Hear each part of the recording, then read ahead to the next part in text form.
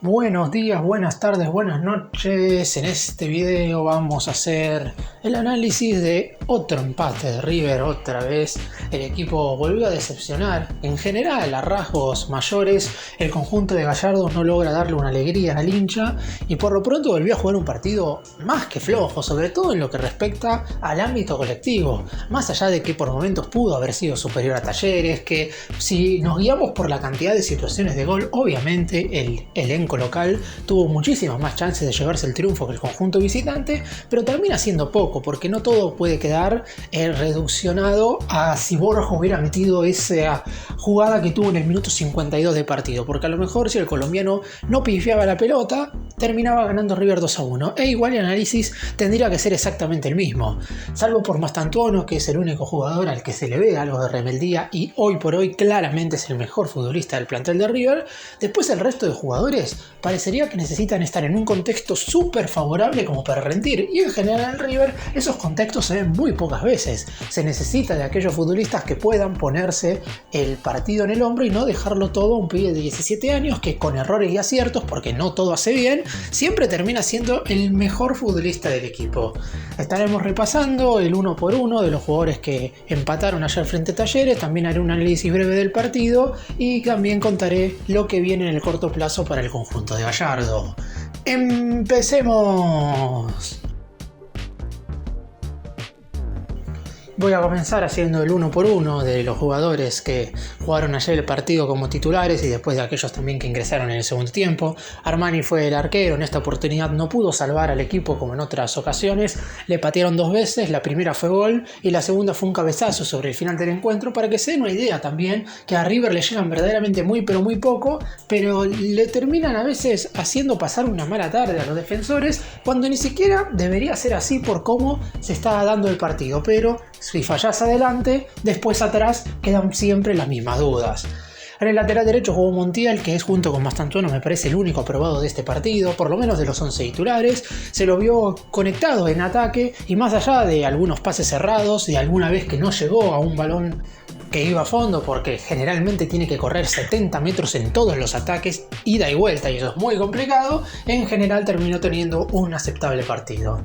La pareja de centrales, conformada por Martínez Cuarta y Pablo Díaz, tuvo una floja actuación, más allá de que en el primer tiempo me parece a mí que los dos estuvieron de manera correcta. Sí, algunas salidas un tanto fallidas, pero en general en lo que respecta a las unidades defensivas estuvieron bien. Sin embargo, a los 5 minutos no se sabe dónde estaban en el gol de Talleres, o por lo menos quedaron muy abiertos ante una pérdida de balón en el sector de la medialuna ofensiva, y así es como se produjo el gol del conjunto cordobés. Más allá de que obviamente hay una cadena de fallos enormes como para que el equipo visitante pudiera convertir, y además la mala suerte de que Pablo Díaz se lesionó justo en esa jugada y por lo pronto se perdería hasta el superclásico.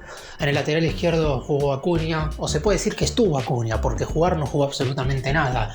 En anteriores partidos a mí me parecía que Acuña defensivamente había mejorado, teniendo en cuenta que ya no le comían la España con tanta facilidad, y en ataque, más allá de que no estaba siendo del todo productivo, la realidad es que se complementaba bien con el resto de sus compañeros. Nada de eso se vio en este encuentro, flojísimo partido de Acuña, que no digo que vaya a perder la titularidad porque el suplente es Casco, pero por lo pronto no estaría mal que a mitad de año se traiga un lateral izquierdo. En la mitad de cancha el mediocampista central fue Enzo Pérez, que también queda mal parado en la jugada del gol. El primer tiempo de Enzo fue correcto, pero obviamente ese tanto termina de tirar todo por la borda, por lo menos desde el aspecto defensivo, de lo que había hecho River en la primera mitad, que no había sido malo. Castaño alternó buenas y malas, se le ve buena movilidad, es el único jugador, salvo por Mastantuono, que se le ve que tiene cierta característica de tocar la pelota de primera y de manera veloz. Luego de la salida de Enzo Pérez se paró a jugar como mediocampista central y ahí alternó buenas y malas porque claramente tuvo que ocupar un rol totalmente distinto. Santiago Simón volvió a ser titular y no se sabe por qué, o si bien podría decirse que es el descarte de aquellos que juegan absolutamente mal todos los partidos, porque no estuvo Mesa a causa de sufrir una tendinitis en una de sus rodillas y no creo que Gallardo hubiera repetido el mismo 11 que arrancó el duelo ante Barcelona. Jugó Simón y verdaderamente es un futbolista que no pesa en ataque ni en defensa, porque Defensivamente no ayuda en general porque presiona tarde, porque es un futbolista que por su físico no logra ganarle a los volantes rivales, pero si no hiciera eso, pero en ataque diera algunas garantías, por lo menos ahí estarías cumpliendo con el 50% de lo que se le pide a un volante de River. Sin embargo, Simón tampoco pudo hacer eso, hace muchísimo que no juega bien y no digo que sea un final de ciclo porque todavía faltan muchos partidos y por lo pronto alguien tiene que jugar en la mitad de la cancha. Ayer le tocó a Simón, que tuvo un rendimiento muy pero muy flojo. El cuarto volante fue Mastantuono, que fue el mejor jugador del partido, más allá de alguna otra jugada donde pudo haber decidido mal. Es el único futbolista que cuando tiene la pelota en los pies, River tiene la posibilidad de ocasionar una situación de gol clara. Así lo hizo en el primer tiempo, con dos situaciones verdaderamente muy certeras, un centro a Colidio también. En el segundo tiempo una pelota que se estrelló en el travesaño y después otra jugada donde hace un doble enganche y Guido Herrera, el guardameta de Talleres, la termina lanzando al córner. Todo lo que generó River, con excepción del gol, lo terminó creando Mastantuono. Y la pareja de delantero volvió a estar en un nivel floja. Cuando Borja es titular, decimos que tiene que salir para que jueguen Colidio y Driussi, que claramente tienen más movimientos. Ahora que Colidio y Driussi jugaron 2 partidos consecutivos y obviamente no estuvieron a la altura, y Borja volvió a marcar, seguramente el colombiano vuelva a estar en el 11 titular. No sé si el próximo partido habrá que ver si Gallardo rota o no, pero lo más probable es que vuelvan a ser modificados porque Colidio y Driussi tienen algunos movimientos positivos, pero necesitan ser mucho más constantes. Un atacante de River no puede aparecer por momentos y después desaparecer por otros. Y a eso le sumamos que Driussi prácticamente no patea al arco y que Colidio las 2 situaciones que tuvo las cerró, y es muy poco lo que hacen hoy por hoy los atacantes de River. En el segundo tiempo, en primera instancia ingresó Borja, que no tuvo muchas acciones positivas en ataque, pero obviamente marcó el gol de la igualdad, por lo cual, si tengo que agregar a un tercer futbolista después de Mastantuono y Montiel de mejor rendimiento, y tendría que poner al colombiano porque por lo menos metió el gol. Es cierto que sobre el final en sus pies también tuvo el triunfo y terminó malogrando una oportunidad única. Al mismo tiempo que Borja, en lugar de Paulo Díaz, entró Pesela, que tiene muchísimas dudas. Es cierto que cuando va de arriba generalmente gana, pero cuando el balón pasa por los pies por abajo de los atacantes rivales, le cuesta muchísimo anticiparse. Quedó muy lejos del Pesela que jugó los primeros partidos luego de que llegó a River a mediados del año pasado. Y por último, entró Subiabre, no pesó lamentablemente en ataque, y entró Nacho, que me parece que lo hizo de manera correcta, por lo menos los 2 o 3 pases que tiró en profundidad estuvieron bien. Veremos qué es lo que decide Gallardo para el armado del equipo de cara al próximo encuentro.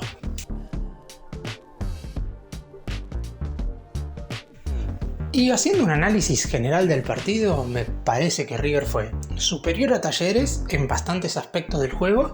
El problema es que en ofensiva no termina de concretar lo que genera, y en lo que respecta a la tenencia de la pelota, la concepción del juego, todo es verdaderamente muy pero muy poco, porque debería ser un equipo que fuera más consistente a la hora de crear situaciones de gol y a la hora de algo tan simple en el fútbol como pasarse la pelota entre los compañeros. Esto es algo que a veces no funciona porque la poca precisión que tienen a veces los futbolistas de River durante el partido es muy pero muy llamativa.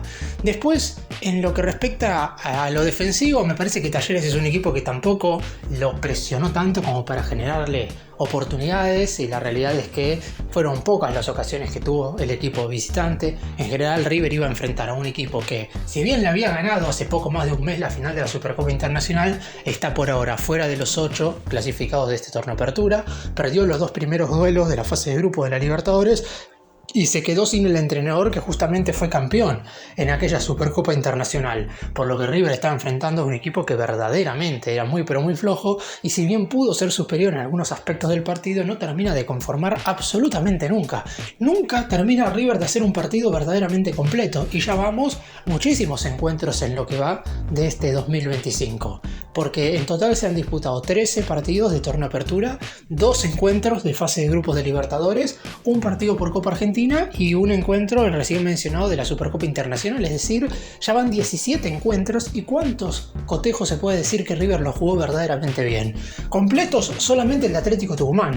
Después hubo lapsos, como el primer tiempo frente a Universitario en Perú y la segunda mitad frente a Independiente en el Monumental, pero después el resto de los partidos River pudo ser en algunas oportunidades superior al rival por el simple hecho de que tiene más jerarquía en sus jugadores y que a veces el equipo contrincante le tiene demasiado respeto a River y no termina atacándolo como lo debería atacar, sabiendo que River sufre en ese aspecto del juego.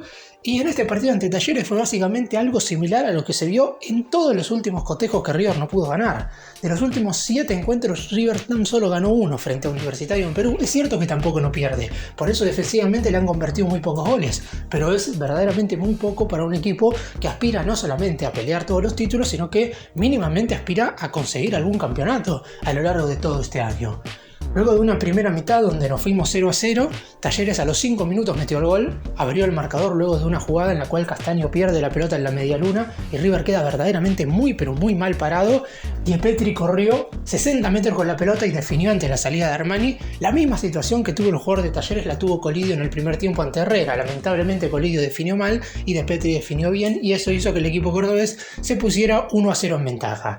Después hubo, antes del empate de Borja, un par de situaciones claras, todas en los pies de Mastantuono, porque es el único que verdaderamente tiene rebeldía como para generarse a sí mismo algunas ocasiones de gol, hasta que finalmente un pase profundo de Nacho hacia la derecha, centro de Montiel y gol de Borja, un buen cabezazo, de quien hoy es el goleador de River en el año, porque tiene 4 tantos Borja. Y ahí es donde surge otra pregunta. Si bien es cierto que Borja no aporta absolutamente nada desde el juego, ¿puede el máximo artillero de River en el 2025 estar en el banco sabiendo que Colidio y Drussi son muy pero muy irregulares? Otra de las cuestiones que tendrá que resolver Gallardo.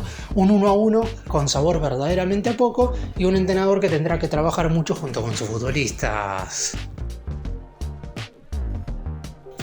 Que Mastantuono sea el mejor jugador de River se puede mirar de 2 maneras. La primera de ellas es que es todo un honor que un chico de 17 años sea un futbolista tan determinante, porque más allá de que sabemos que cuando un jugador joven termina teniendo un buen rendimiento en un equipo de la magnitud de River, es probable que sea transferido antes de lo que la mayoría cree, la realidad es que siempre es bueno que los chicos puedan demostrar sus cualidades y virtudes y que se les dé esta oportunidad. Y a un jugador de la clase de Mastantuono había que darle todos estos encuentros consecutivos, y Gallardo verdaderamente se los está dando, porque el juvenil regresó después de disputar el Sudamericano Sub-20 con la selección argentina, ingresó en el segundo tiempo de aquel partido ante San Martín de San Juan, marcó el segundo tanto de River y a partir de ahí fue titular en absolutamente todos los encuentros del elenco de Núñez. De hecho, cuando Gallardo tuvo que rotar, a los pocos futbolistas que no rotó fue al arquero y justamente el otro fue a Mastantuono. Ni por Copa Argentina ni tampoco en aquel duelo ante Sarmiento entre medio de los 2 partidos por la fase de grupos de la Libertadores. Mastantuono jugó de titular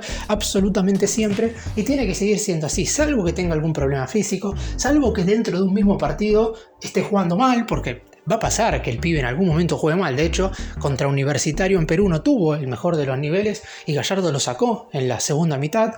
Después, siempre es bueno que sume minutos, porque es un jugador que de acá al futuro le va a dar muchísimas alegrías a River sin ningún tipo de duda. Y la otra mirada que se le puede dar al hecho de que Mastantuono sea el mejor jugador del equipo es que no puede ser que un jugador de 17 años sea claramente el mejor jugador de River, porque no es que Mastantuono junto con otros 4 o 5 compañeros forman en ataque un conjunto y son todos futbolistas que están rindiendo bien. En ataque, Mastantuono es el único jugador que está teniendo un rendimiento óptimo. De hecho, los otros 2 jugadores que en el semestre se salvan con buenos niveles son Montiel y Armani. Después el resto han tenido niveles demasiado irregulares, algunos verdaderamente malos, como el caso de Acuña, como el caso de Simón, como el caso de Lanzini, que las veces que han estado dentro del campo de juego lo han hecho verdaderamente mal. Pero después, en ataque puntualmente, no se salva otro jugador que no sea Mastantuono. Es cierto que nos gustaría, por ejemplo, ver más tiempo al Piti Martínez, porque fue muy poco lo que le hemos visto entre las 2 lesiones. Pero tomando en cuenta hasta ahora todos los futbolistas que en ofensiva han desarrollado actividades en este 2025 de River, ya sea como titular o como suplente, el único que se salva es Mastantuono. Esa es otra mirada que se le puede dar a este buen rendimiento del juvenil, porque si bien es verdad que todos nos alegramos por el buen presente que está teniendo en materia individual, todos queremos que River gane. Y para que River gane, no nos sirve que el único jugador que esté jugando bien sea Mastantuono. Necesitamos que el resto de los jugadores se acoplen a lo bien que está haciendo el juvenil en este momento, como para que River pueda al menos ganar. Yo creo que si alguno de los demás futbolistas en ataque tuviera algo de rebeldía, porque algunos encuentros de River podrían ganarse sin necesidad de que el equipo juegue tan bien al fútbol, alcanzaría con mostrar un poco más, no sé si puntualmente de actitud, porque no estoy diciendo que los futbolistas de River no corran. De hecho, Driussi, ayer se lo vio correr por todo el sector de ataque presionando en algunas oportunidades mal, pero siempre presionando a los defensores de Talleres. Pero juega normalmente de espaldas, no puede en alguna situación del partido Driussi intentar darse vuelta, eludir a un jugador y ver si puede él mismo generarse una situación de gol, que es algo que hace Mastantuono, que en algunas oportunidades le sale y en otras no, porque es un chico y se va a equivocar.